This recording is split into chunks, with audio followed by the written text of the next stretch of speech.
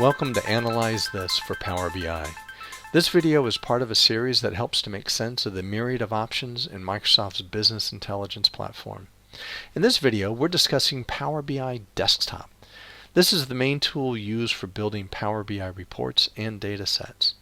If your organization is adopting Power BI, then expect your data engineers and report authors to become experts in Power BI Desktop.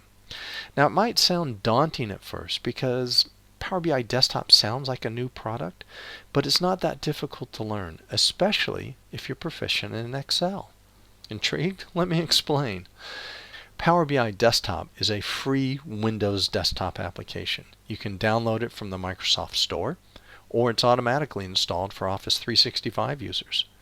The two key parts of Power BI Desktop are the data modeling tools and the report design canvas. Now, most people know about the report design part, but don't really appreciate the data modeling. So let's talk about the data query and data modeling first. Power BI Desktop lets users query data from a wide selection of sources and then combine that data to build what are known as data models.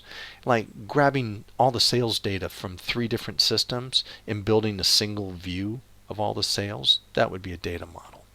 Now, if you're familiar with Excel or SQL Server analysis services, then you'll immediately recognize these screens as being Power Query and Power Pivot, because that's what they are. So Power BI Desktop's data query and data modeling features are the same as those in Excel and SQL Server.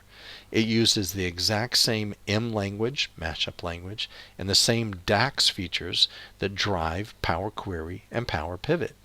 Which means if you have queries you built in Excel, you can copy and paste those into Power BI Desktop. There's no need to rewrite them. Now, what is different is the report design canvas. This is unlike anything we've ever had in Excel or SQL Server. The design canvas is where authors create the visual parts of the report, and it's the report design tool most of us have always wanted. Okay, it gives you a page where you can drop and position multiple visuals. Visuals are things like bar charts and timelines and waterfall charts.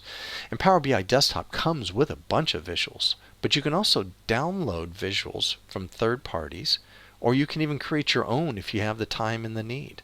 Now, all the visuals in a report are linked to the data model, so you can add new columns to your visuals and even see the interactions in real time with like filtering.